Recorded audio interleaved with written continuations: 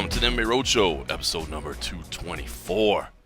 My name is John Morgan. Cole Coffey is not with me, but it's for a very, very good reason. That's because he is working his tail off right now in Sacramento, California. I know it's been a long day for him already. He's taking one for the team. We were trying to save a couple bucks for the company, and he actually flew up this morning to Sacramento. And he's got media day going on. He's got to turn all that stuff around, and then right into early weigh-ins tomorrow. So long day for our man Cole Coffey in Sacramento for UFC on ESPN Plus 13. But he is going to check in with us a little bit later and give us the lay of the land up there in California. Meanwhile, I am home in beautiful Las Vegas, Nevada, Sin City. I stayed home. I've got the Final Fight Championship 39 over at the Fight Dome at the Rio that I'll be doing the commentary for this evening, myself and Frank Mir. No streaming, unfortunately, tonight. They're kind of doing some construction, some reorganization, and that sort of thing. So we do some technical issues, basically, are preventing us from doing streaming tonight, but hoping to resume that later this year. But myself and Frank Mir will be on the call, and that'll end up going to CBS Sports Network at some point. Kind of plays on tape delay. We've got some MMA. We've got one boxing match. We've got some kickboxing as well. So always enjoy doing those cards, man. Doing MMA in a ring. I've said it before, but it is fun. I mean, it's great for fans to see. I mean, the sight lines are a lot easier than a cage, but man, does it change the game. You know, the way you wrestle, the way you can grapple. Not being able to use the cage for offense or defense. It's different unless, and I've noticed that some fighters have figured that out, unless you can get them right in the corner post. If you got a decent sized corner pad, which they do at the Final Fight Championship, it gives you that one little area of flat space, right? And it's about one body width wide, at least at FFC. And if you can get them there, either if you're trying to wall walk up or if you're trying to use it as an offensive tactic to hold them or to make some adjustments in your grip, you can do it there. So it's pretty interesting. But anyway, so I stayed home so I could handle that. Meanwhile, Cole Coffey will be handling UFC on ESPN Plus 13. Should say, by the way, we also have Matt Erickson out at Bellator 224, so we'll talk a little bit about him as well. Busy weekend, man. You know, we're sitting down on a Thursday the way we always do when we record the MMA Roadshow. Comes out on Friday morning. So, again, won't give PFL a whole ton of love because by the time you're listening, that'll be over. But PFL is about to kick off right now as I sit here and record this. One championship is in the morning as well, Bellator 224, LFA 71. UFC on ESPN Plus 13. So, man, busy slate of MMA action. Of course, we already had the Contender Series earlier this week as well. So, a lot of fights going on. I want to give a quick shout out to Latchkey Brewing. My man Anthony Beach out there, the head brewer at Latchkey Brewing in San Diego, California. If you're in the area, make sure you stop by, man. Very MMA junkie friendly. And Anthony hit me up with a packet of goodies. And I'm enjoying one of those right now. Can't do a lot of it because I got to go work. But hey, I figure what's one between friends? You know what I'm saying? So I picked out the Hazy Rye IPA, a 7%, phenomenal flavor, and it's got a great name. All right. So shout out to Anthony Beach. You can follow him on Instagram at anthony.m.beach, or you can follow Latchkey Brewing at Latchkey Brewing. Thank you to them. He sent me out a nice collection of frosty beverages and even some beautiful glassware to put it in. So thank you very much. Enjoying a little bit, but not too much. Just one between friends before we go do this gig tonight. All right, listen, UFC 239 is in the books, man. If ever there was an event to do an and a half, it was UFC 239. Unfortunately, myself, Cole Coffey, Simon Head, who was in town from England as well, we were all working until about 4 o'clock in the morning, unfortunately, so we weren't able to pull it off. We're getting there, though. We're getting to the point where we can get back to and a half. We're all staffed up over at MMA Junkie. We're getting everybody trained. We're getting everybody sorted out. We had some vacations that people were lined up for that we got to get those knocked out, but we're getting there. So the big key is getting those and a half broadcasts, as part of the schedule for MMA Junkie, because it's always been kind of a project that myself and Cole Coffey have done on the side, but it makes it tough because the workload at Junkie is getting heavier and heavier, and the expectations are higher and higher.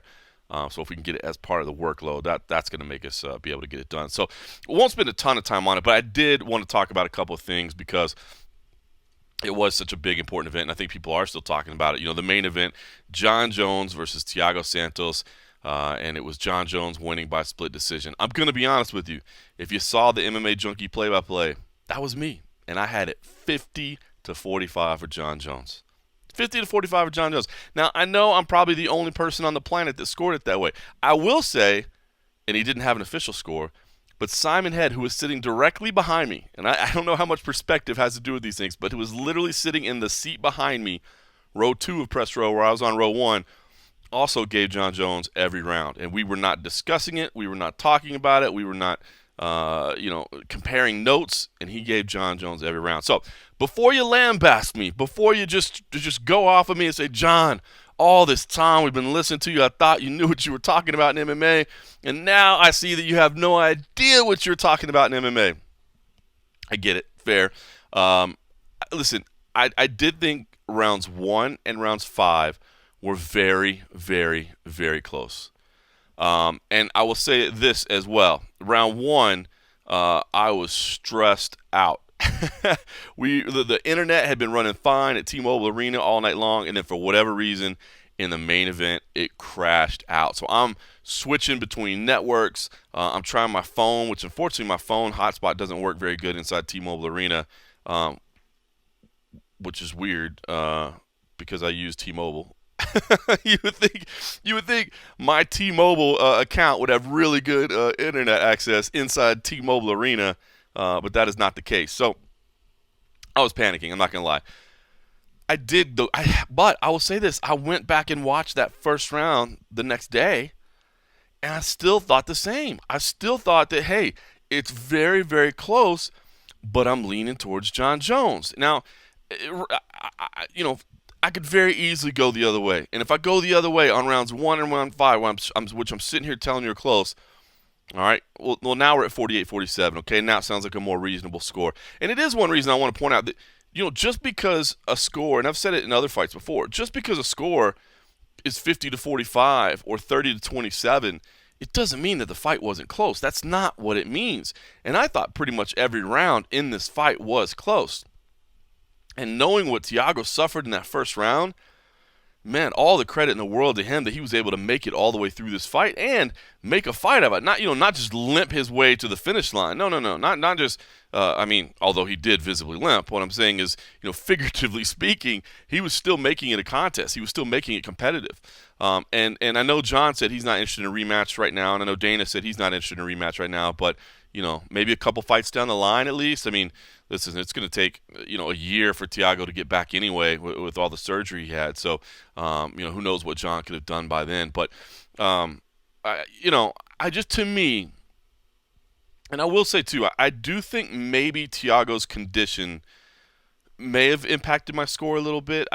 Just seeing him wobble as he moved and not really able to get full power. It's just what I saw was, yes, a very conservative Jon Jones, a Jon Jones that admitted, like, oh gosh, this is not the way I wanted to lose if I was going to lose. He very easily could have seen his title change hands.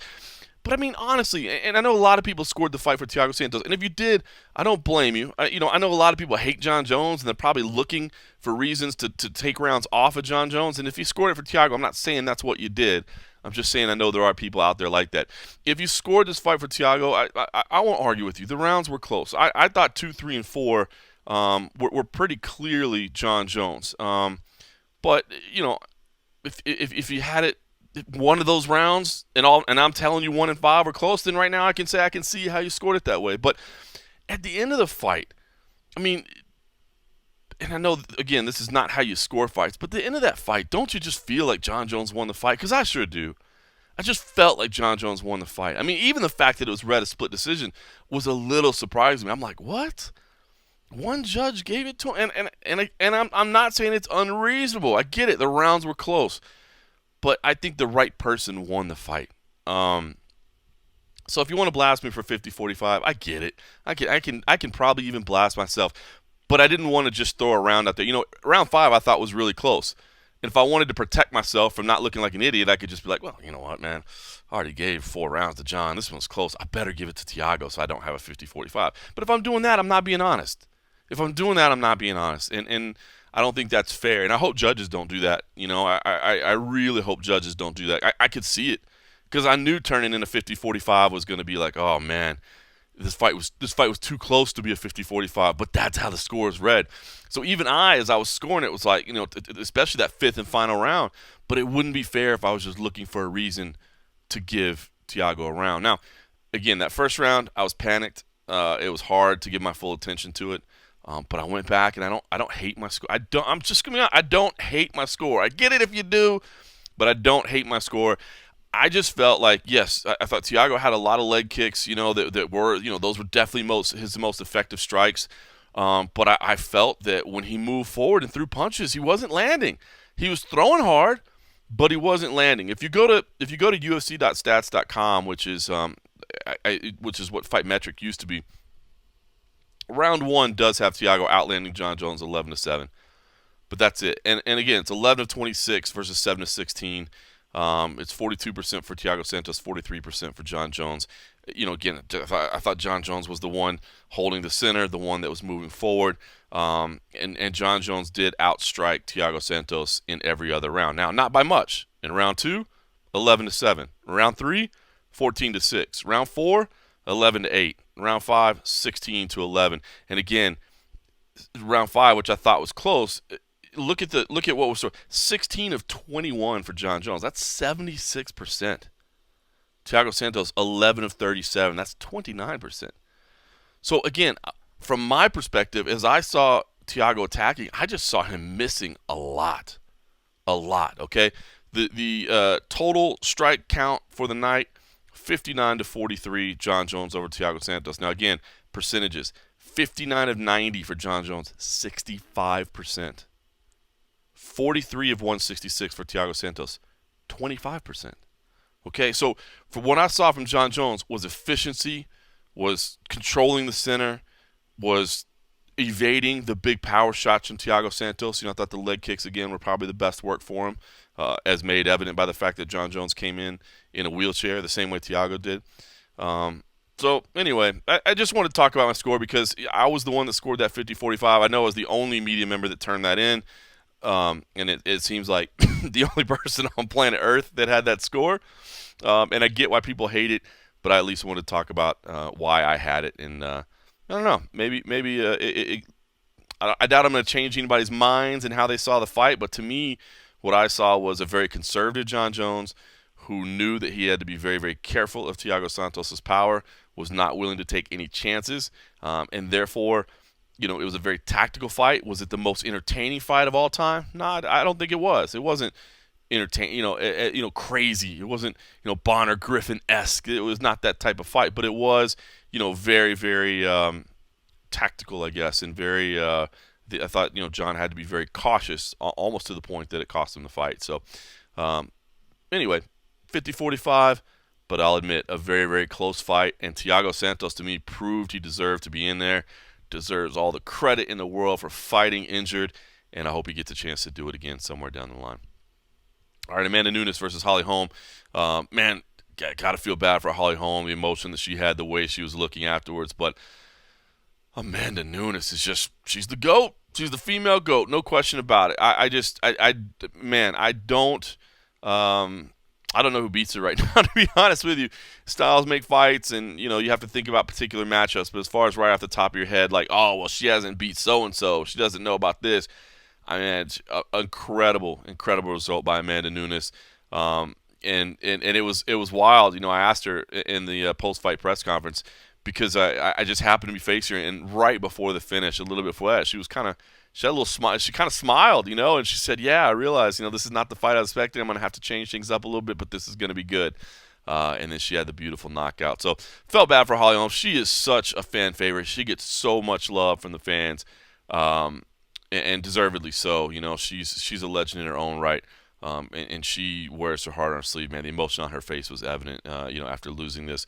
Not to mention the actual swelling on her face was evident from the damage. So, man, she was heartbroken. But Amanda Nunes is just incredible. She is amazing. I'll be honest. I don't understand why she wants the Cyborg rematch. She's saying she wants it. Dana White saying they're going to put it together. Cyborg, they're saying Cyborg don't want it. My understanding is not this. I guess it's all in how you say things, right? And you have to think about this, and it's from both perspectives. bottom line, my understanding is that Cyborg has one fight left on her contract. She still wants it to be a title fight, and then she wants to test free agency. And that's just not going to happen. The UFC is not going to put you in a title fight without a multi-fight contract. And I completely understand that. That is just, that is them protecting their business. How would they let anybody go into free agency holding their belt, okay?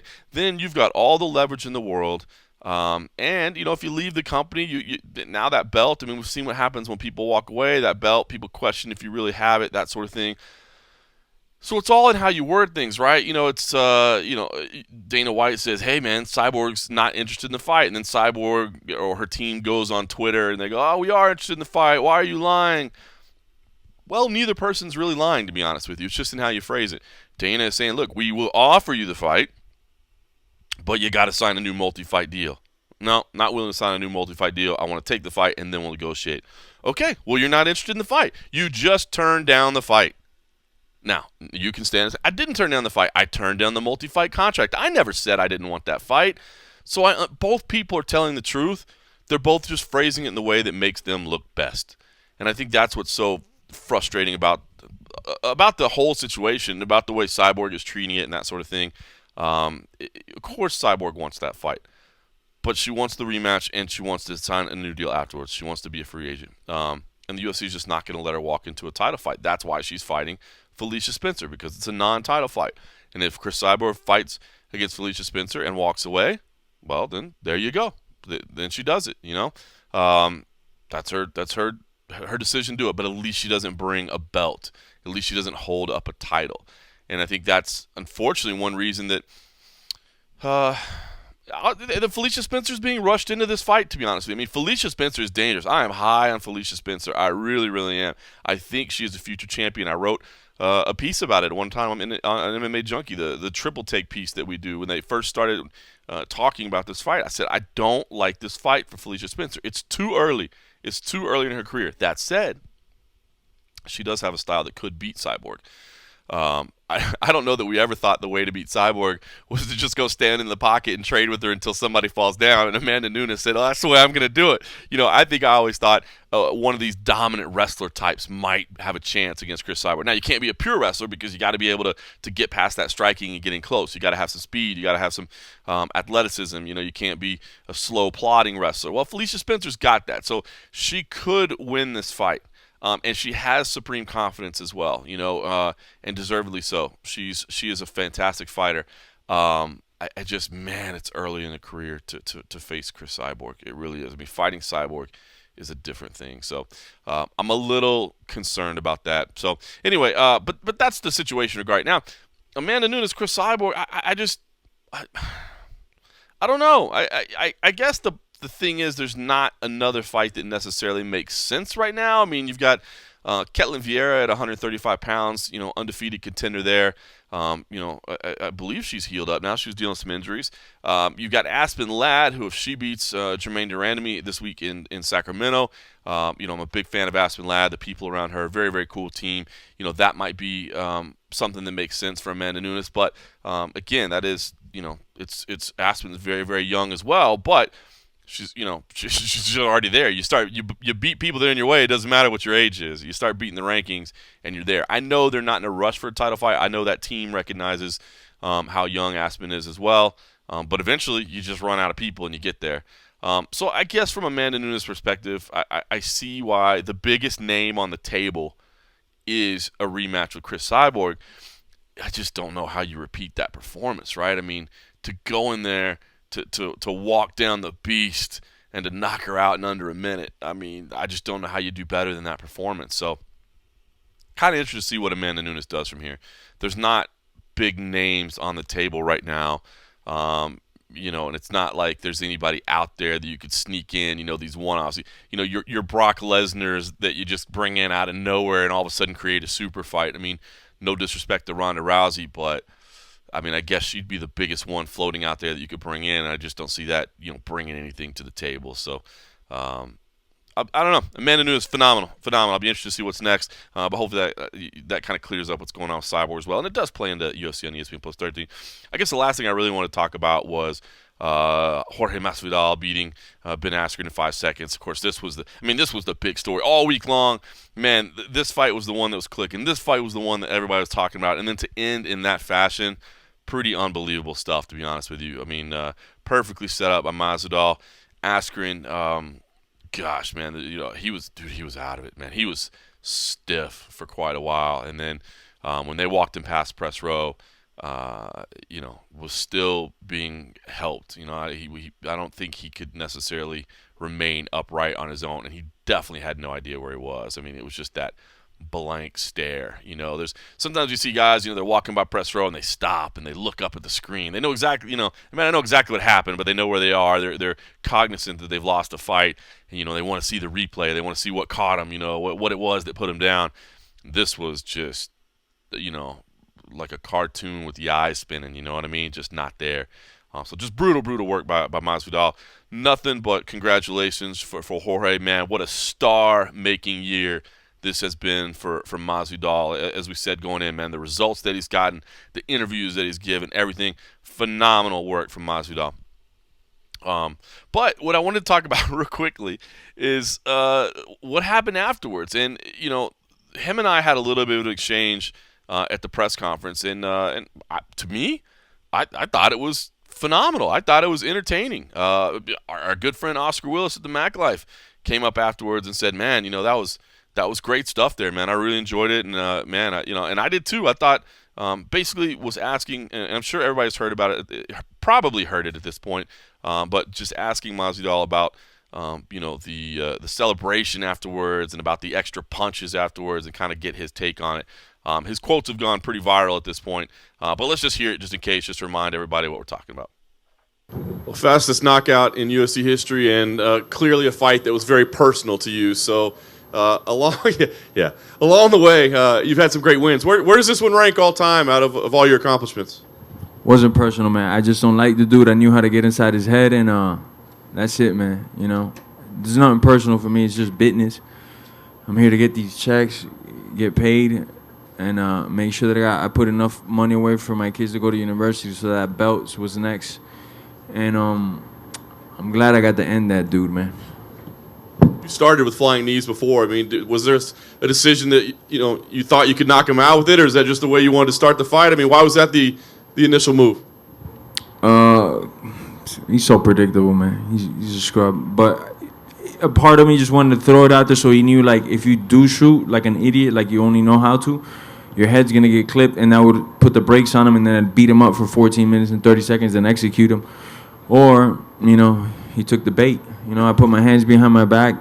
He probably thought we were going to fucking patty kick it up or something. I don't know. But he walked right into it, I saw some criticism. People say the punches weren't really necessary. Maybe they were super necessary. Why were they necessary? What do you mean, why were they not necessary? Because he was already knocked out at that point.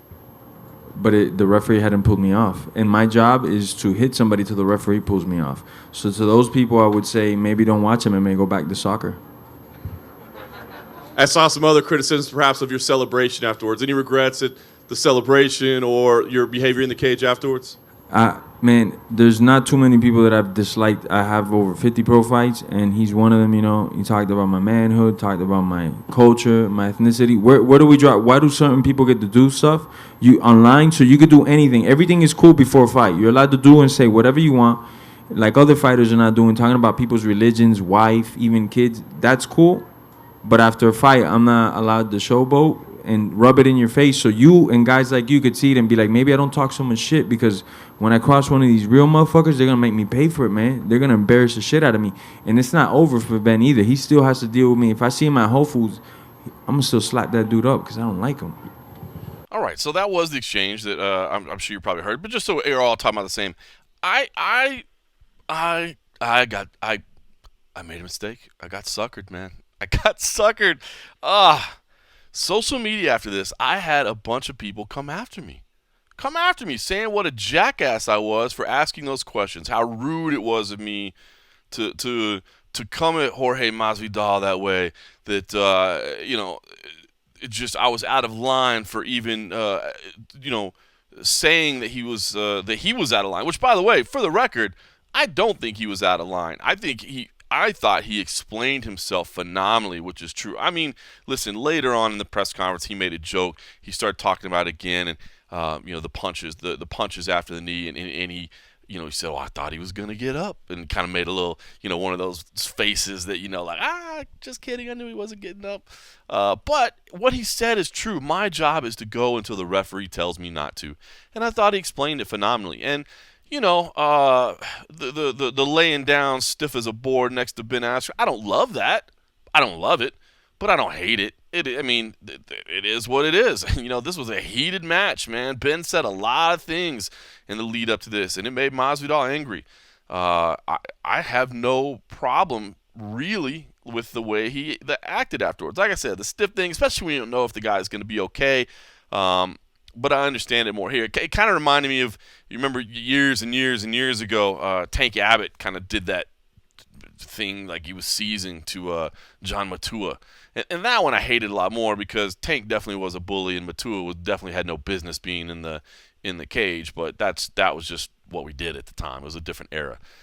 Here you have two finally trained athletes, two finally honed weapons, and again it was a grudge match. And I thought what Masvidal did to explain here was I really honestly thought that he did a great job explaining it and representing himself well. But all these, I say all these people, a handful of people attacked me online, and I tried to come back at him and say, listen, I'm just asking the guy questions, and that was my mistake. That was my lesson and mistake on social media. Usually I just ignore that stuff because I realize like you're never going to convince somebody that you're right. But I got into it with some people, and I tried to be nice and explain some stuff. Then I got a little angry, and I might have gotten a little, it might have been a little passive aggressive Morgan in there, a little bit of Pam, as Cold Coffee likes to call me when I get like that. There may have been a little bit of that involved, and I probably shouldn't have. But lesson learned, damn it, on social media, just don't get into it. It's not worth it. You're never going to help somebody see your way. But shout out to, I did have a handful of people reach out and try to remind me, like, Morgan, don't even get into it with them, man. You're not going to change them. You're not going to convince them. Don't waste your time. And anybody that hit me up and said that, you're so right. I don't think it's trolling really, but I got suckered into an argument that I shouldn't have been because I was trying to educate people and trying to let people know that, listen, what we do at press conferences is not necessarily convey our own opinions. We ask about the discussion points of the fight, and I thought those were discussion points, and I thought Masvidal did a phenomenal job of answering them. So shout out to Masvidal. That was an amazing win, and again, he just continues to kill it. Every interview he has, every performance he has, the guy is going to be a star. And I tell you what, that was the initial exchange I had with him, and then I kind of assumed people would ask him about Colby, and it didn't. So we got to the end of the press conference, and I could tell we were wrapping up, and nobody had asked him yet about what about Colby, because he's talking about title shot. Well, Colby's in there too, and of course Colby and him, good friends, former roommates. And now they're both chasing the same thing. They both want that title shot. And, I want to play this clip in case you missed this one because I asked him directly about Colby. In his answer, he didn't directly say the name Colby, but I found his answer to be very, very, I guess, interesting. And last thing for me, I know after the last fight you thought, I'm going to get the title shot. You didn't. You took this one. Why now do you believe the title shot will be yours? It should have been mine, like you said, but I don't know. I'm not gonna sell my soul, man. I know they go around sometimes, telling, "Oh, you got the title shot, or you," and then see who gives them the best deal. I want to get paid for my services. I think I bring a very real thing to this fighting thing, and that's just baptizing people. I'm not God, but I'm putting motherfuckers in another planet when I'm done with them. What happens if Colby wins next month? How do you determine who gets the title shot? How do you figure that out? I don't know who if that's Dana, if that's Hunter, if that's Sean Shelby. I don't know of them who does it, but I think my body of work speaks for itself. If you want sheer violence, you know who to call. If you want other shit, man, fucking guys going to press conferences on time and posting on their shit, then you know who to call, man. But if you want somebody who's gonna give you this fucking violence, you know who to call. All right, well, there you go. So I once again, I do love the answer because it's straight honesty. from Jorge Masvidal, but it's also straight fire, as the kids say these days. Throwing it out there. I'm really interested to see what happens with Colby Covington. I get the feeling right now that if Colby Covington wins, Masvidal gets the title shot anyway. Of course, that fight is coming up on August 3rd. Colby Covington versus Robbie Lawler, the main event of UFC on ESPN 5, August 3rd. So just a couple weeks from now. And, there's no rush for the UFC right now. Kamaru Usman, the champ, he's healing up right now, so he's not in any rush to make a decision. I wonder what the matchup you'd like. If you're Kamaru Usman, and I don't mean this as any sort of disrespect to Masvidal, but I almost think you'd want to face Masvidal. Because Masvidal is a dangerous striker, as he's shown against Darren Till, as he's shown against Ben Askren this year. I don't know. I mean, maybe you'd rather face Colby. Because I feel with Colby Covington, he's kind of a very similar fighter to Kamaru Usman, so he's going to be able to match him in his strength areas. He's going to be able to match him in the wrestling. He's going to be able to match him in the pace. He's going to be able to match him in the – I mean, they kind of have very similar games, right? It's all about pace. It's all about grappling. It's about push until people break. With Colby Covington, you don't have to worry about one-punch knockout power. With Masvidal, you do. So maybe that's what you say. But, Masvidal's wrestling is not on the level of Colby Covington. So, I don't know. I'd be interested to see what Kamaru Usman thinks. I guess, originally I would have said the bigger money fight would have been the Covington fight because the build-up would be huge. But, man, right now, and again, I just use web metrics as my traffic gauge, but right now, Masvidal is clicking off the charts. So, maybe that's the one that would bring you the more money. So I'm going to be interested to see how it all plays out. Listen, like I said, unfortunately, this is not an and a half episode. It's a few days late for that, but this card was so good, you got to talk about it a little bit, right? Just last thoughts, Jan Blachowicz versus Luke Rockhold. I know Blachowicz said he'd like a title shot. I guess it's not out of the realm of possibility, but it seems a bit much for him right now. Plus, if John Jones is waiting until December, I think he's going to wait and see how this Cormier fight plays out. John Jones was mentioning Cormier's name a lot more this week, which leads me to believe that that fight is on his mind a lot more, and that would certainly be the big money fight. No disrespect to Blachowicz, but that's not.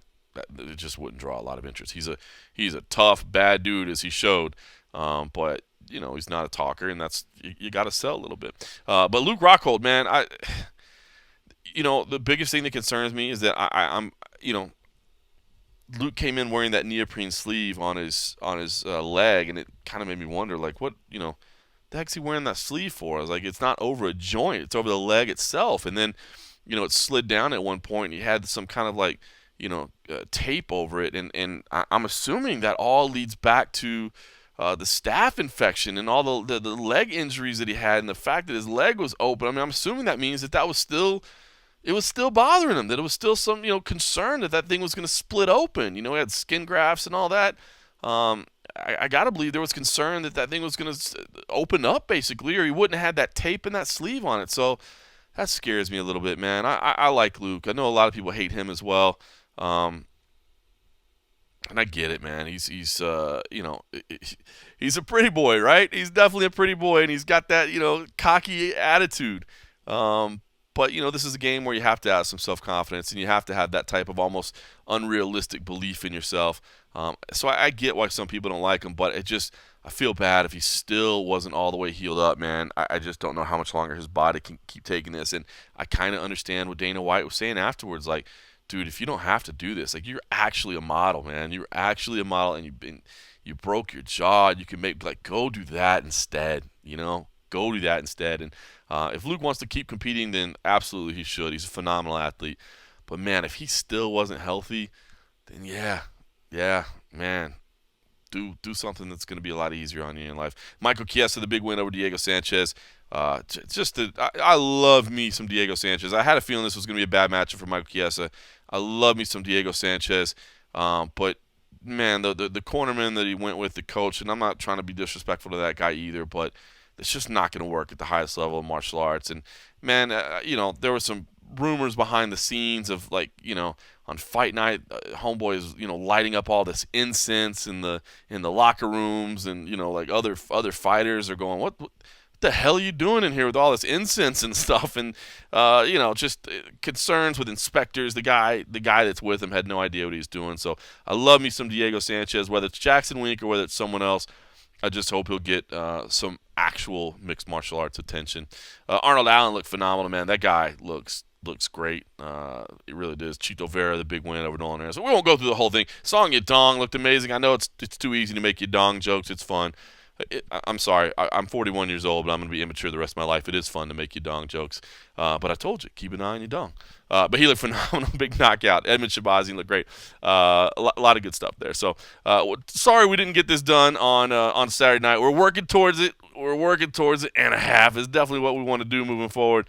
And we'll get there. But it was a great event. All right, listen, real quickly, let me just, before we go on, say that if you like what you're listening to, even if you didn't get to hear it on Saturday night or Sunday morning, it would still mean the world to me if you could take a second, log into iTunes, give us a rating again, 5 stars. We love 5 stars. 5 stars would be great if you can do that. Leave us that rating. That helps us get more noticed. It helps us grow the show a little bit. Also, if you can leave feedback, the feedback helps as well. And, of course, tell other people to listen to the show. But if you can leave feedback, that's always good. I like reading them. Like my man Deep Sea Ninja, Deep Sea Ninja said here. He said, I enjoy going on the road and sharing a few frosty beverages with my friends, MMA Junkie John and Cold Coffee. Full of great information, interviews that are not boring, and it is a well-paced show. Been listening for years. So thank you, Deep Sea Ninja. Means a lot to me. So if anybody else can go in there and leave some feedback, that would mean a lot to me too. All right, let's talk about what's coming up this week. Bellator 224. Sneaky little good card here, okay?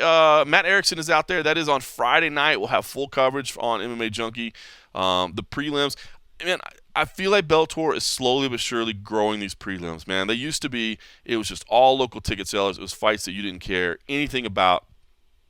Now they're starting to build out the roster a little bit, and some of these prelim cards are getting a little bit better along the way. So it's good stuff here. There's a couple names on there. On the prelims, you got the return of Leslie Smith. That's a big one, and it's interesting. She said she thought she'd get back to action a lot quicker than she did, but now she's trying. She also said that she talked with some of the Japanese organizations. And this was her talking to Matt Erickson, and they said, listen, we have some concerns about Project Spearhead, and so that's why she wasn't signed out there. So interesting to see that Project Spearhead, she openly admitted, which of course is a push to organize fighters, that there were concerns when she went out there in the free agent market. So anyway, she returns to action. She's always good for a fun fight. Jordan Young, 10-0 Jordan Young. A guy that's a blue chip prospect at middleweight. A lot of people think that he's a name to keep an eye on. And like I said, 10-0 is a heck of a start. And I know Dung, the Hawaiian, is on this card. He's returning 2-0 already in his young career, and he fought out in Hawaii, of course. And a lot of people say to keep an eye on him. AJ Agazarm, the grappler. Interesting character, man. He is a wild dude, man. He's on here, so if you want to, I don't want to say like a Dylan Dennis knockoff. That sounds terrible, but it's just another one of these grappling specialists that also has a wild attitude as well. Not quite on the level of Dylan Dennis, but just kind of a quirky individual, man. But he'll be on the card as well. And then Christian Edwards, the guy that was supposed to make his debut, and his opponent was, 24 pounds over or whatever it was back a couple months ago, and so they had to cancel the fight.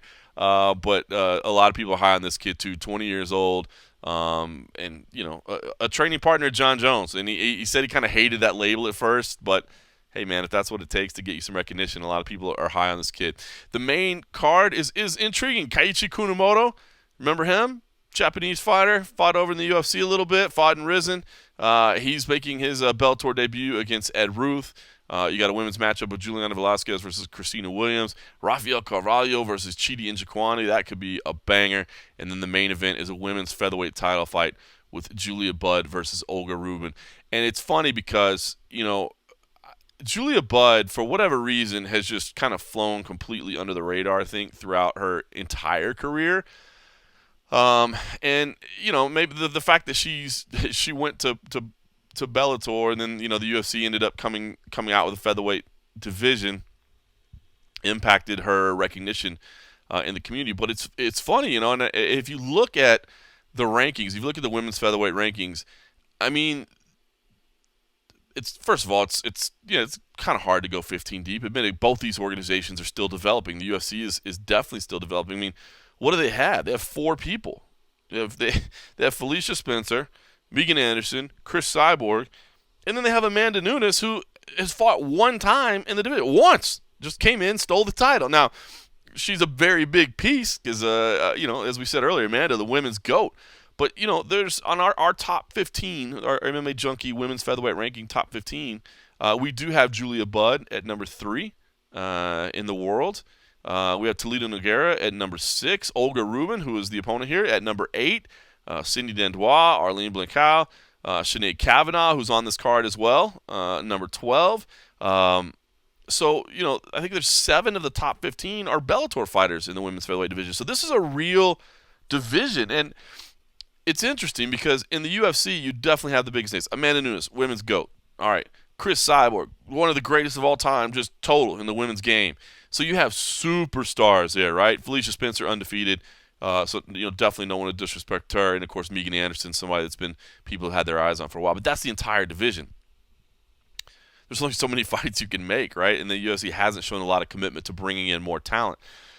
Bellator has actually built a women's featherweight roster. So I think this is an important fight. I really do. And I think Julia Budd probably deserves a little bit more recognition than what she actually has in her career because, you know, she has a very good career record, 12-2 career record, which is good. 10 fight winning streak, hasn't lost since 2011. Oh, by the way, the 2 losses she had, Ronda Rousey, you know, at the heyday, and Amanda Nunes. So, you know, she's fought those 2, and both those fights took place in 2011 under the Strikeforce banner. By the way, shout out to Sean Shelby, who was doing good work back then. But anyway, I just think this is a good fight and an opportunity for maybe Julia Budd to get a little bit of recognition. They're not going head-to-head with anybody, so we'll see how the performance pans out, and we'll see if she can do anything. But I thought this would be a good opportunity to hear from Julia Budd because I do think she has somebody that maybe hasn't been given the recognition that she should, and Matt Erickson had a chance to speak with her while he was out there in Thackerville, Oklahoma, which, by the way, I do 4 times in a row in Thackerville, Oklahoma for Julia Budd. No disrespect, hey, listen, I'm from Dallas, Texas. Thackerville, just north of there. You fly into DFW and you take I think about an hour north, and you just cross the border. And it's a big casino. They built it as the world's largest casino. I've done some shows from there. It can't be the world's largest casino, but it is massive. I don't know how they get away with claiming that. But it just the area leaves a little something to be. The casino itself, WinStar, is really nice, but the area itself, in terms of like sightseeing that you could go do or walking around and soaking in some culture, it's a little bit lacking. So Julia Budd, God bless her, 4 times in a row in Thackerville, Oklahoma. But this was her conversation with Matt Erickson. Welcome back to Thackerville. Thank you. Are you sure you're from Canada and not from Thackerville? Because this is the only place you've seen the fight. I know, right? Number 5 here. Is that cool? Is it, or would you rather be fighting someplace else? I mean, do you kind of just have to own it at this point? Yeah. I'm the queen of Thackerville. Exactly. Pretty much. I just, you know what? It is what it is. When we found out the location, we're like, okay, we're going back to Thackerville. It really doesn't matter. Did you just assume that it was going to be here? I mean, at this point? I should. I knew the weekend. I was like, oh, I know where that fight card is going to be. Is it just a coincidence, really, that it's always seeming to work out this way? Well, I don't know, because I fought in July, I fought November, I fought December, I fought in March, so it's all kind of ties in. I don't know. I just come here. My mom was born in Oklahoma, so I was like, we're joking that it's because she was born here that I keep getting sent back. Deep down, the matchmakers know that there's they're like, oh, it's family. You know? Well, all your title fights have been here, so obviously this has been a very kind building to you. Yeah. Do you, when you walk back in here during fight week, do you kind of get those feelings like, yeah, man, this is where I've done some pretty freaking cool things? Yeah, it's all positive vibes when I come in here. Yeah. Talk about that feeling, you know, and is that what gets you going in fight week? Is it kind of walking in the doors of this building, or does it kick off when you get on the airplane or something? I think that it kicks off at the beginning of camp when I first find out that I got to fight. It's like, boom, I know exactly what I got to do. I'm on purpose. It's like, perfect for me. But it gets extra exciting when I get off the plane and start driving up here. It's been a year, I guess, to this weekend. Yeah. Has that been by design, or would you prefer to have been back in there a little bit quicker? And then if not, how were you able to sort of use the extra time, I guess, to your advantage? We renegotiated a new contract, which I'm super excited about. Bellator is where I'm going to be for the rest of my career. I'm pumped, and this will be like, I will have had, I think, 10 fights under Scott Coker. So that was kind of coming up and finishing, like getting that fight contract finished was amazing, and I feel so good about it. As well, like some family stuff. We lost my husband's dad, who we live with, to cancer in January. Okay. So at the end of the day, it was like, sure, I would have loved to be back in the cage within a few months of my last fight.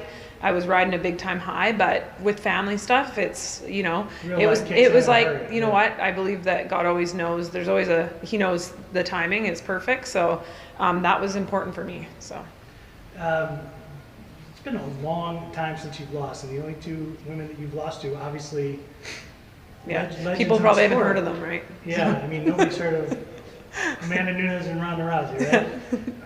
Are those fights that you think about ever, or do you say, you know what, those are in my first 3 and 4 fights or whatever into my career, and I'm a completely different fighter now? Do you think back? I think about them often. Often, I believe they were the best learning lessons for me.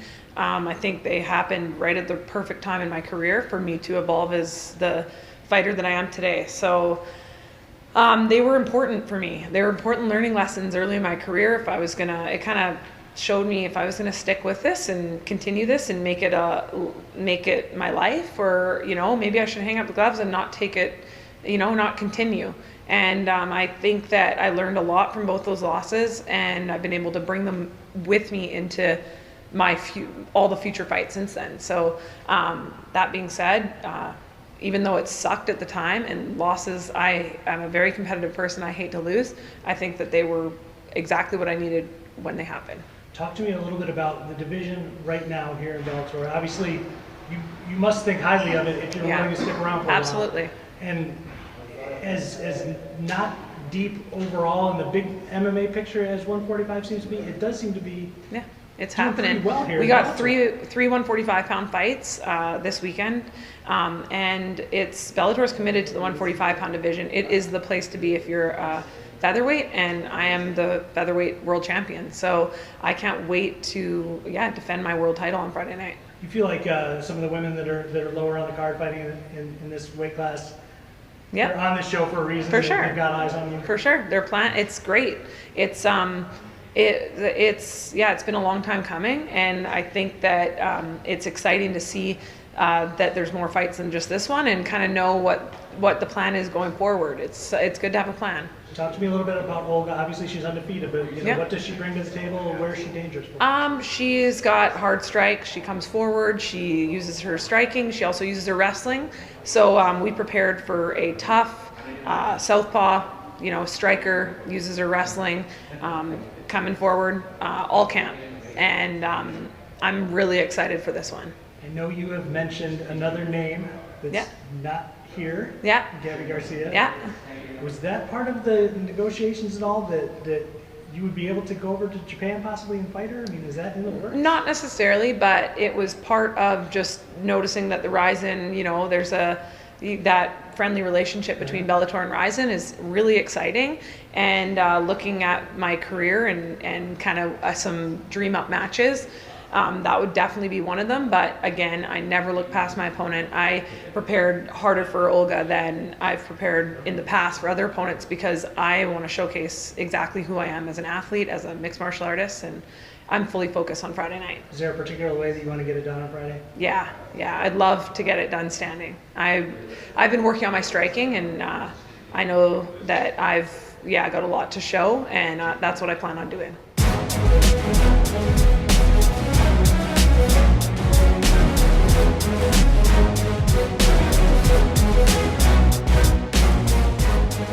All right, so that was Matt Erickson and Julia Budd out there in Thackerville, Oklahoma, getting a good laugh about the Oklahoma connection. But I just think she's so well spoken, and I really do think she hasn't necessarily gotten the respect that she deserves in her career. And yeah, I mean, talking about those high level opponents, I failed to mention how early that was in her career. I mean, that was right out of the gate for her. So she's come a long way since then. So big moment, and I think she probably deserves a little bit more recognition. All right, speaking of developing divisions, how about Brandon Moreno versus Askar Askarov getting signed to the fight in Mexico City? I like it. I just wanted to mention that. Flyweights. UFC signing 2 flyweights, booking a flyweight fight with, one re-signing and one new signing. I dig it. I said pretty openly when Dana White told us in Chicago that, okay, yes, they're sticking around. I didn't know how committed he was. I mean, a few weeks or a few moments after that, I should say, he was like, yeah, sure, we're going to Vancouver. Now, of course, they are actually going to Vancouver, but I wasn't sure how serious he was about it.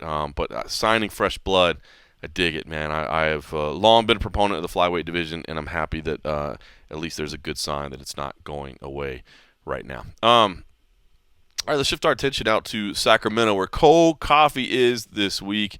It's a good card up there in Sacramento. Of course, Sacramento forever going to be linked with Team Alpha Male, and rightfully so.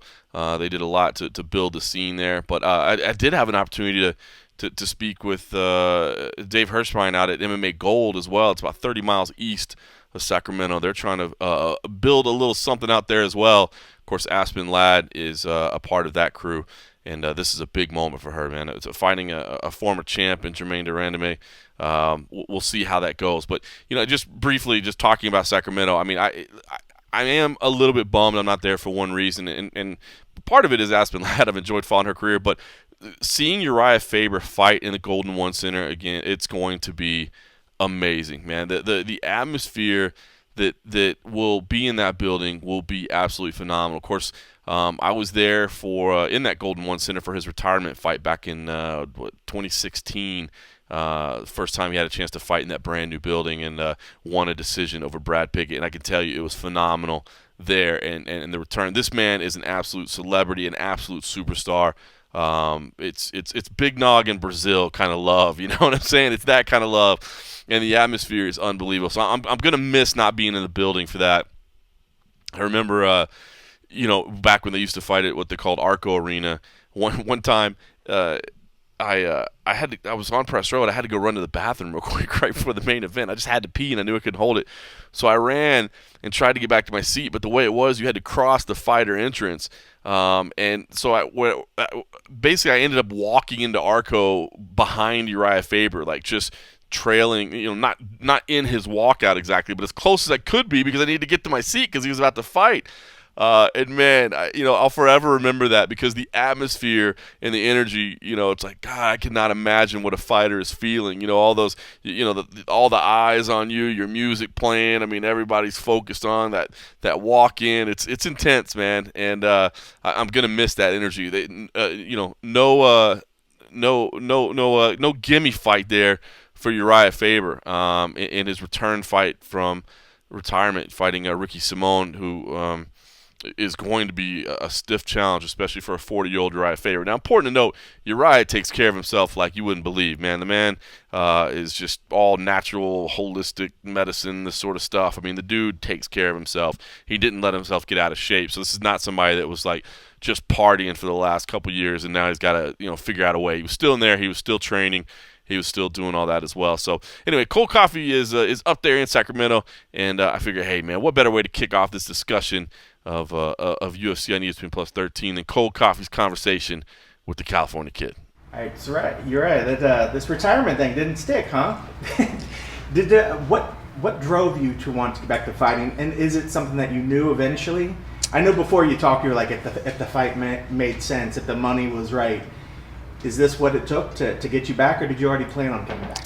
No, I'd been thinking about it for a while, and I'd been teased with opportunities from the UFC throughout, some short notice fights and whatnot. But, there's no secret that I stayed within the USADA drug pool throughout my retirement time just because I wanted to be able to, if I decided to, jump in. And I'm about, kind of the guy that follows his heart. And, the current landscape's exciting for UFC, for mixed martial arts in general, and I was having a little bit of FOMO. I'm in the gym every day, testing myself with these guys and just being around it. And the Sacramento environment and car just kind of pushed me over the edge, and decided to say, all right, let's do it. I mean, you've been busy grappling. You're running a team. You got the family thing going. How do you manage to fit it all in there? How do you manage to do it all? Luckily, I'm able to juggle a lot of things that are all kind of in the same wheelhouse. I live about 1.5 miles from the gym, and if you've been in the gym, you see it's kind of like my fantasy factory. It's 23,000 square feet. We've got offices and conference rooms. We've got all sorts of stuff where we can handle biz, and I've got a strong team around me. And stepping away was something I definitely needed to do, wanted to do, and had to be able to focus on some things that I otherwise wouldn't make time for, just being a guy that's driven and nose to the grindstone. So it's been fun getting back in the mix. There's some things that I didn't think I would miss that are kind of surprising, like how good food tastes and how much you appreciate like a drink of water after a really hard workout and a solid night's sleep. But it's more the same. I feel like, guys get suspended and are out for 2 years, and I just decided, I wanted everyone to leave me alone, don't offer me any fights. That still didn't happen, but made a statement that I'm stepping away, and I feel good to be back. Right now, counting yourself, there's six Team Alpha Male fighters, if I'm correct, on this card. You got to be ecstatic over that. Is that something you ever dreamed or envisioned or thought that could happen at one point? Yeah, the team's been steadily growing and improving throughout the years, gaining in numbers, and and the next generation stepping up. It's pretty exciting. I feel like, it was kind of a vision, and we've had some moments, even in the WC and in the UFC, where we've had a lot of fighters on the card. But really, we could fill out a whole card. We could do 10 fights if we needed to. Every fight could be one of our teammates. We have fighters from all over the world that are here in Sacramento to be part of what we built, which is pretty exciting. And for me, I feel like leading by example and just a training camp is something that one of the reasons I wanted to jump back in there. It's good to show nicks, bruises, weight cuts, staying true to the course is something that my guys need to see. And then you decide to make the comeback, and the UFC doesn't give you any slouch by any means. They give you Ricky Simón. What were your initial thoughts on him as an opponent? I had to go do some research. I of course watched the fight game, but there's a lot of stuff going on, and I was aware of Ricky Simón. I've seen him fight a couple of times, but had to go really delve in and check him out. And he's a tough kid. He's a guy that loves to fight. He comes prepared. He's got a good skill set. He's got a lot of heart, great conditioning. So that's the kind of guy that you want to fight. You want a guy that's going to be there and give his all. And he's got the world to gain. He's 15-1 and wanting to climb the ranks. And I'm somebody that he's probably watched growing up and actually came and trained with us a little bit right before he turned pro. So I'm excited. I think it's going to be a great opponent, and I'm excited to show where I stand. You kind of mentioned, and he did, say that he did watch you, in his early days. But when you look at it, what's in it? We could see where the benefit for Ricky to get a victory here, but what's in it really for you? Is it just the fact of just working back in the pool, getting active again? What's really in it for you to get a victory? Well, for me, the reason I do things is for myself. I'm somebody that loves building bigger things, and I appreciate the support and love from everybody. But just had a milestone birthday. I feel amazing. There is a timetable on how long you can be an athlete, and thank goodness I'm still within it. But that won't last forever. I know that if you think about big fights, there's a few fights offered to me. One, at 145 pounds that didn't come through. And then at the current landscape, you've got Dominic Cruz out on injury. You've got TJ Dillashaw suspended for cheating. You've got, Cody Garbrandt's my teammate, but he's also out on injury. And the list goes on of guys that are taken up. So they want to take somebody that's an up-and-comer they believe in and give him an opportunity and let me prove where I'm at, and I'm okay with that. What were your, not to jump too off topic, but once you mentioned TJ, it made me think of it. I mean, what were your thoughts on that whole situation and how he handled everything? Guy's kind of like a politician. He can swing anything to make himself a victim, and I think he kind of swung it like that. I feel like he's enjoying his time off, and he gained a lot of money from and fame from the success he's had, whether it was fair or not, and he'll be back. You mentioned a little bit of a fight that you were trying to get that it didn't pan out. Can you say what fight it was that you were trying to get but it didn't work out? I wasn't trying to get a fight in particular. They just offered me the Kron Gracie fight, and they said that would be the main event, this and that. And I said, yeah, I'd be interested in that. And then I know he trains with Nick and Nate Diaz. I didn't know how involved he is with them. We've got a good relationship with those guys. Maybe that's why the fight didn't happen. Maybe it's he just didn't feel like he wanted to do it in Sacramento at that time. Seems like kind of a unique cat. That was offered. They talked about Cub Swanson. They'd offered me a couple times in the past, and then when that was brought up, they said no to that deal.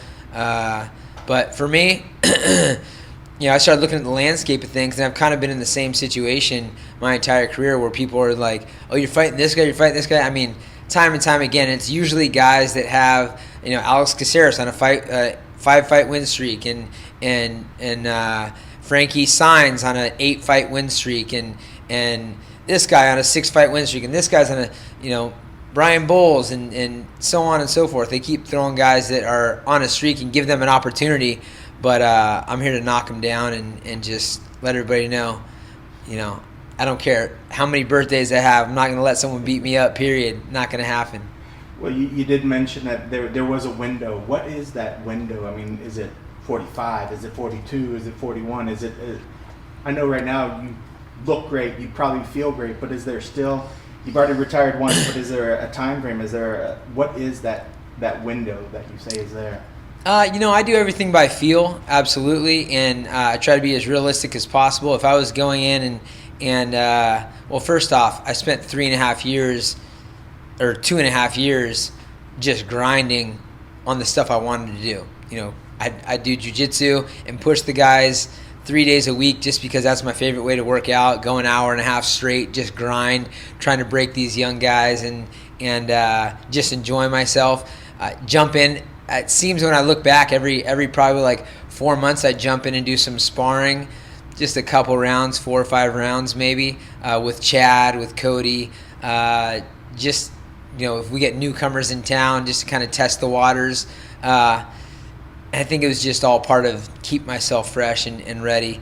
And so I don't know necessarily. I know some of the guys that I've spoken to that gave me a little motivation. One guy in particular, Murillo Bustamante, was down here with Fabio Prado, and I had a long conversation to him about why he was able to compete into his late 40s, and he said it's because he didn't do any of the PEDs or the steroids or any of that kind of stuff, and he was always getting a real look at what he's got, and he was competing with the top guys for his entire career. Dan Henderson, same conversation. Randy Couture, Roy Jones Jr. I've got a friend, James Lawrence, who's the Iron Cowboy. 50 Ironmen, 50 states in 50 days. He's doing now 7 Ironmen, 7 continents in 7 days. He's 42, 43 years old, and he's setting world records. So, there's all sorts of guys that are made for this kind of thing, and we'll find out if I'm one of them. I love it. And just looking on Saturday, keys to victory. What needs to happen to make sure that you get your hands raised? I don't see Ricky Simone breaking. That's something that's happened in the past. You push guys to a brink of breaking points, and he knows that that's not going to happen with me. Absolutely, it doesn't happen. I think I just have to be better. I have to be first to the punch and better in all areas, and he'll be very good someday, but I don't think he's at my level now.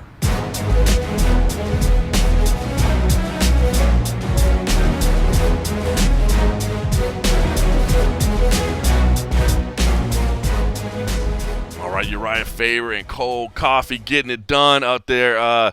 Listen, Faber threw out a lot of big names there, a lot of matchups that could go forward. I mean, I don't get the feeling this is a one-off. He says he does everything by feel, but I do get the intention that he wants to come back in and look at a couple other options and look and see what else is out there.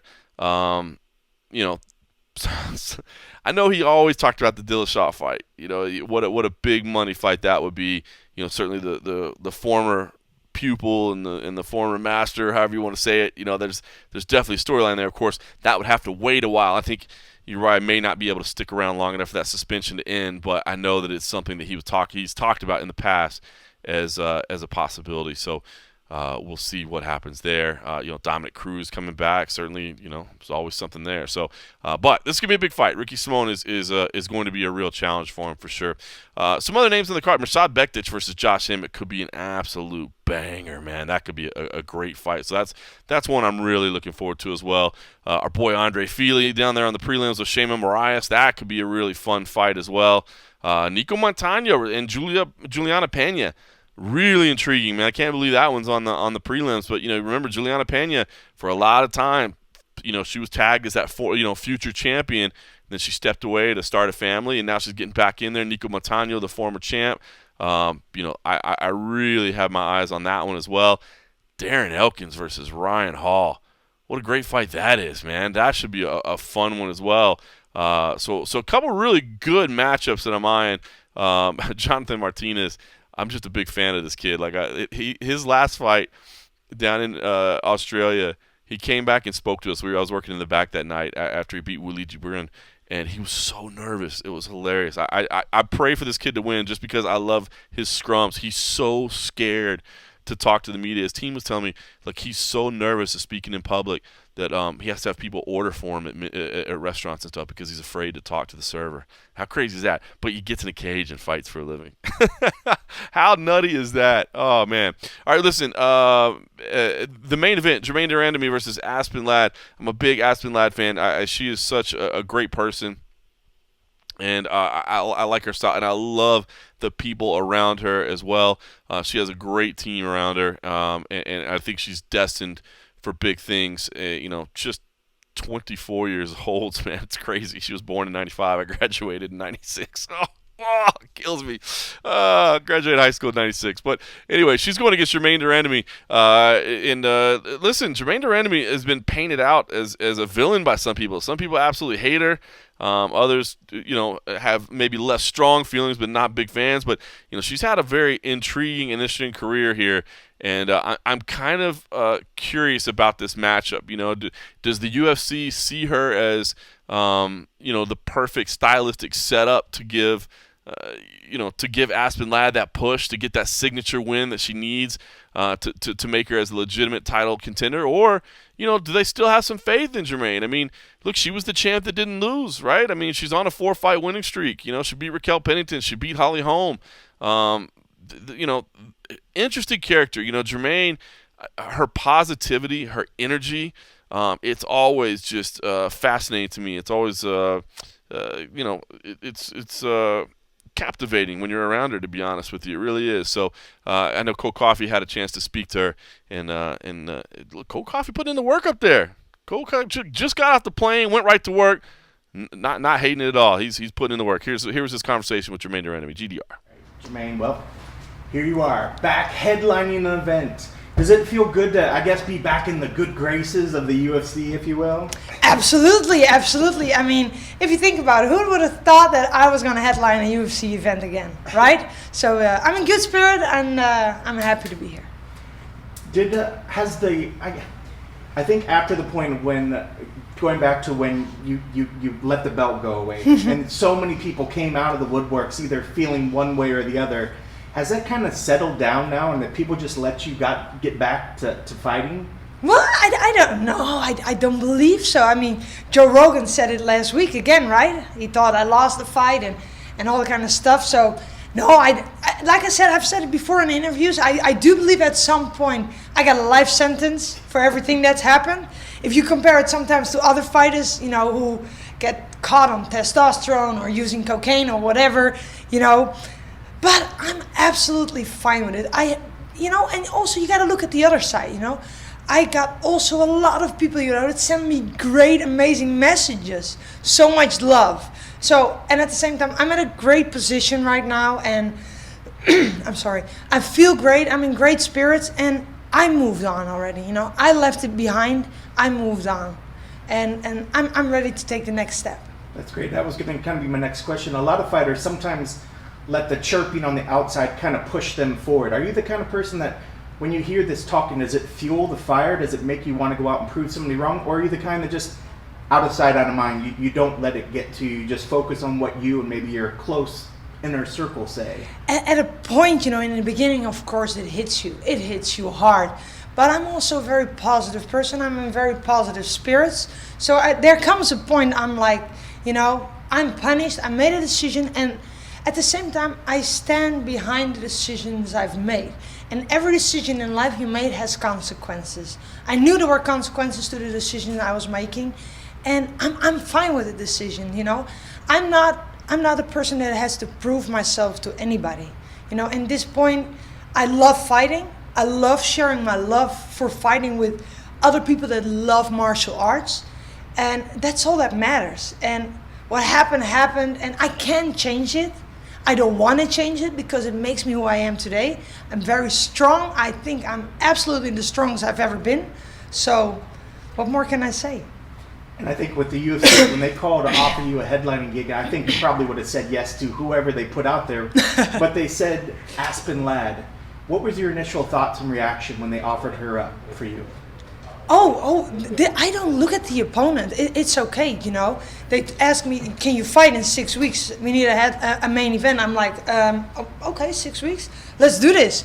For me, it's an honor. I respect Aspen a lot. She's a great fighter. She's an up-and-coming girl. She's very hungry. So that has to keep me sharp. I have to be sharp as hell. I have to be the best me Saturday. And I know that. And I will do everything within my power to be the best me. I don't need an opponent to motivate me. You know why? Because I love what I do. I don't need anything to motivate me but me. Waking up and getting to do what I love to do, being here, having fight week, that makes it all worth it. And I know you said you would have said hello, yes to anybody, but, and this isn't going to try to date you. No, of course. But you're fighting an opponent that maybe wasn't even out of high school by the time when you were starting fighting. So you're bringing a lot of experience into this. Do you think it's going to be that experience that is going to really help you get the win this day? You know what the funniest thing is? Yesterday, I did an interview, and somebody told the reporter said, Germaine, did you know when you fought your first professional fight, Aspen Ladd was 4 years old? I'm like, okay, that makes me realize I'm very old at this point. Of course, the experience will help me through. Of course, it will help me. That's obvious. I mean, if you look at it, I've seen it all. I've been through it all. I've lost, I've won, I've been in title fights. I fought the best in the world. I got submitted, I lost, I knocked people out. I've been through it all, So when there's always a possibility in a fight, you always hit that point when something doesn't work or you have to change the plan and you have to adjust. I won't panic. I can adjust because I can control my mind. I've grown so much, and also not because of the fight experience, but everything I've been through in my career. I've grown so much that I can overcome adversity. But at the same time, like I said, she's young, she's hungry, so I still have to be on the top of my toes. I have to be as sharp as I can be. She has the young and the hungry, but break down her skills a little bit for me. I know you have a lot of experience. You've seen a lot of fighters in front of you. What does she maybe bring to the table, or does she bring anything to the table that you haven't seen before? And where is she dangerous, and what are you maybe expecting from her? To be honest, I really don't know. I have not seen her fight. I never watch my opponents fight. I just don't do that. I don't adjust my plan. I'm going to put my will on her. So I don't adjust. I don't believe that there's anything that can happen that I'm not prepared for. The only thing is, the only one that's standing in my way Saturday will be me, not Aspen Ladd. I can be my own enemy, and I have to defeat me. If I defeat me and I'll be the best Iron Lady, then I will be victorious Saturday. What I love about it is the mindset. I love the positivity that you have. You did have a fight in 2018, but if you had to look at yourself right now as opposed to the you that won the title, who's better? You now or you now? Oh, definitely me now. Absolutely. In every aspect of the game, I'm much better now. physically, mentally, I'm so much stronger. I appreciate right now where I am. I appreciate that I'm here. I appreciate fighting. I appreciate so much more loving what I do. You know, I appreciate walking to that cage. And don't get me wrong, I'm gonna be scared shitless right 5 minutes before I'm about to walk out. I will tell my coaches, I don't want to do this. That's gonna happen. I will tell them, I'm not gonna do this anymore. I'm done after this. We're not gonna do this. But as soon as the music turns on, you know, I'm gonna zone in and I'm ready to go because I love to do this. And I appreciate that I'm able to do this. There was a point in my career I was maybe not able to ever do this again, you know, but I hit the point, I came back so much stronger. You know, it's like you can break somebody that won't quit, and I just won't quit. No matter the result Saturday, no matter what happens, I promise you, I will walk out there with a smile on my face and I will keep my head up, no matter what. If she beats me, if she knocks me out, if I win, I will walk out of that cage with my head up. You know why? Because I did it. I did it. That's awesome. A lot of people are talking as for a title eliminator bout. You know, have you heard anything from the UFC as for if this win gets you maybe the next title shot, or how far out from a title shot with a good win here do you think you are? To be honest, that is not something that's on my mind. A lot of people have asked me, you know, about the title shot, and this fight might be elimination for, you know, the one next to for Amanda. Right now, I have one obstacle, and that's Aspen Ladd. I cannot focus or look ahead of Aspen Ladd. That would be very disrespectful and very ignorant for me to do. My focus is absolutely on Aspen. And after Aspen, after Saturday night, you can ask me the same question and I will have an answer for you. Okay, because I was going to ask you, with a nice victory here and say Amanda is there, what is different? can we say that as much? I know you don't want to look past Aspen by any means, but the you now, which you think is better than the you that used to be, would things be very different in a rematch with Amanda Nunes? Yes, absolutely, absolutely. I believe that's the fight to make, in a way. You know, I'm very explosive. Everybody knows that. I like to knock people out. Amanda likes to knock people out. She's on a wrecking machine. She's a true champion. I absolutely respect her. But I would love to face her again. It would be an honor for me to face her again. And even if it's not a title fight, I would love to meet her again in the octagon. A lot of people are considering Amanda the GOAT right now. Do you consider her the greatest female fighter of all time? Or where? I know that's got to be tough because you've been in there and you know that you can beat her, but what do you think when you hear that talk? Is that just rubbish, or do you agree in some sense that she is probably one of the best fighters that's ever been? I agree she's one of the best fighters ever. But remember one thing. Everybody is beatable, and as soon as a person comes and beats Amanda Nunes, they are the GOAT. One thing is for sure, at this point, right now, in the last couple years, she has been the best UFC fighter, without any doubt, right? She has proven it over and over again, but she is beatable. Everybody is beatable. So every time when somebody gets beat, there's a new GOAT, right? No. She's the champion, she's a true champion, and she is an absolute world class, but she is beatable.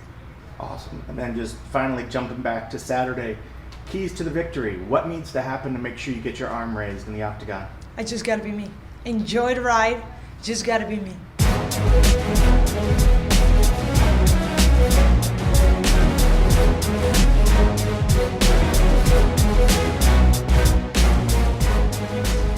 All right. Well, like I said, infectious personality, man. I really do. Every time I'm around Germaine, I get I don't know, I get motivated by her spirit, man. I know people like to hate on her. But listen, I think it's an intriguing matchup. I like Aspen Ladd a lot, and this is a big moment for her to prove if she's there, and if not, then there you heard Germaine saying, you know, hey, how about that Amanda Nunes fight? We're talking earlier about what's next for Amanda Nunes. There you go. Maybe that could be it. Listen, one last thing about Sacramento. You know, it's Chad Mendez, the retirement finally being made official. Of course, Farah Hanoun, who's with us at MMA Junkie now, originally reported that back in December. And it's funny because I think all of us on staff had kind of tried to verify it, and his team said that he didn't really want to talk about it. And now we know why. You know, he took some months and decided to make sure everything was true, and then finally came out the announcement. So, yeah, shout out to Chad Mendes, man. I'm gonna miss having him around. I mean, a guy that we really followed his whole career. I mean, we used to broadcast. A lot of people probably don't know this, but MMA Junkie streamed some Tachi Palace fights cards way back in the day, and he was on those. I remember actually one time getting flown out. There was a sponsorship company. I want to say it was that No Fear energy drink, if that sounds right, or it was Amp energy drink. Yeah, Amp energy drink. That's right. Maybe they had a No Fear. Anyway, it was an energy drink company. They actually hired me to go out to Sacramento and do an interview with Urijah and a couple of other people, as I recall, right, as part of their campaign package or whatever. And we were like, sure, absolutely, man. Love to go do that. You know, let's get that access. And Chad Mendes was there, and I think he was like 2-0 at the time. But I knew people were high on him, and you know, and I had seen his fights, and I was high on him as well. I was like, well, can we interview Chad as well? And and they were like, yeah, sure, why not? I mean, we're here. And they had a camera crew that they were paying for, so we got to interview Chad Mendes. They had no desire to interview him whatsoever. So, but we did, and so it was always an honor to call his career. Of course, you know, the great nickname on his story that. A great story on his nickname, I should be the Chad Monday Menace. It was actually Money Shot Mendes, but when he came to the WC, they said, no, that is not your Money Shot, sir, is not going to be your nickname, so you're going to have to change it to Money. But good on him, man. It sounds like he's doing well in his post-fighting career. You know, he's got the fins and feathers, the guide service. He's got a beef jerky as well. So going to miss Chad, man. He was a good dude, and wish him all the continued success. So hopefully our paths cross again. Hopefully we'll be at the fights on Saturday. One last thing about the headlines today. Masvidal calling for a fight with Conor McGregor. Listen, that kind of shores up this title situation as well, you know, this whole Colby Covington thing. And I'll be honest with you, I like that fight. And shout out to Simon Head. Again, we didn't get to do a and a half this past weekend because of the time, but I know that's one matchup that he wanted to roll out there. He thought that would be a good fight, and stylistically, I love it. It makes sense for Conor McGregor too, right? I mean, Conor, if he comes back, I don't think you would have put him against. I know he wants to fight Khabib, but I don't think you want to put him against, you know, a powerful, strong wrestler like that, whether it be Khabib or somebody else. Not that Masvidal couldn't wrestle him if he wanted to. He's a well-rounded fighter. He's been around the game forever, but I think we know what kind of style he would bring to the table. So you know what? Sign me up. I think Colby deserves his title shot. Masvidal would get his money, and I don't think he gives a damn about a belt. I think he cares about getting paid. Covington would get the title shot that he deserves. Masvidal would get his money. I think all would be right in the world. So I hope this works out. Sign me up. I am with that. All right, listen, I have got to run. I got to go get over to the Fight Dome to meet up with Frank Mir. We'll do this final fight championship. Hopefully, like I said, the next time we do one, we'll have it live on MMA Junkie. But in the meantime, thanks for listening.